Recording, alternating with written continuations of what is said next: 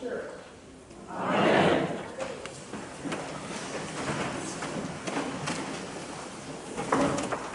Pep talks are an art form, and we've become familiar with that art form by following the television camera into sports dressing rooms and listening to coaches deliver pep talks either before a game to get their team ready or at halftime to try to get them to perform a little better in the second half than they did in the first half.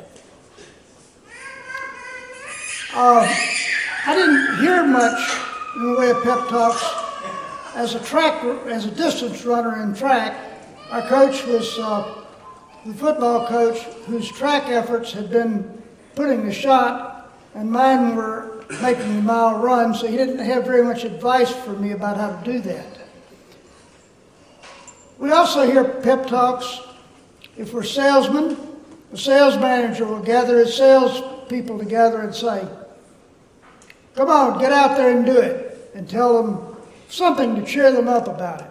Store managers will do the same thing before a store opening, particularly if they've got a big promotion going on.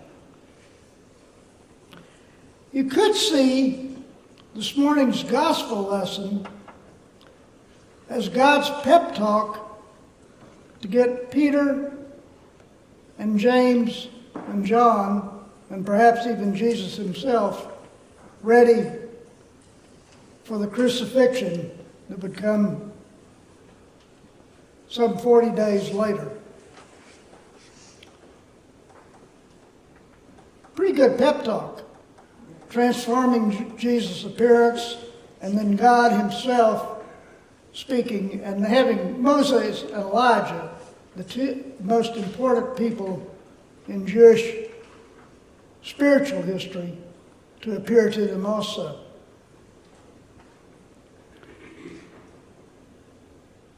I'm not going to tell you exactly how to go about your Lent. Like my football coach, being a little different from me, I'm different from most of you people. Most of you are considerably younger than I am. Half of you are not the same gender. And probably none of you have exactly the same mixture of positives and negatives that I have. But I'm going to tell you what I plan to do this Lent and why I plan to do it, and it might help you as you prepare for Lent. I'm going to add something, I'm going to avoid something, and I'm going to change something. The something that I'm going to add is daily I'm going to use either morning or evening prayer. The reason I'm going to do that is that my prayer life, while regular, is not very disciplined. That's sort of typical of me anyway. So I'm going to try to put some discipline into it. Now I'm going to cheat. I'm not going to carry around the Bible and the prayer book. I'm going to use my cell phone and access dailyoffice.org. And each day it gives you the correct lessons for that day along with the prayers in the daily office. The thing I'm going to avoid is sugar. Most of you don't consider me to be overweight. The scales do. And in spite of all the exercise I get, my addiction to sugar causes me problems with my weight. I've been considerably more overweight during most of my life than I am now. But I'm going to try to break that addiction by staying away from sugar. The third thing I'm going to do has to do with my personality.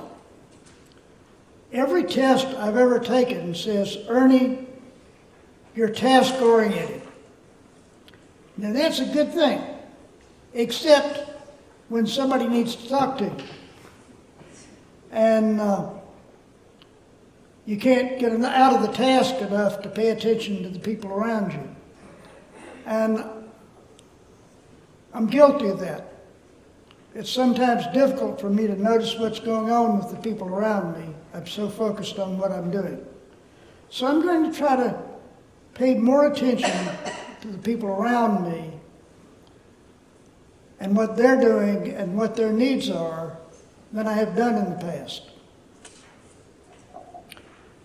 When I came up with these three things, it struck me that I'm dealing with the three relationships that we have in our lives.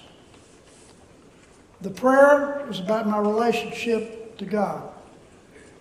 The sugar addiction is about my relationship with myself. And the attention to those around me is about my relationship with my neighbors. I think relationship is what spirituality is all about. And so therefore I'm tackling all three of the key components of spirituality as far as I'm concerned. Now, I don't know if this has been a pre-Lenten pep talk or not, but go out there and have a good Lent.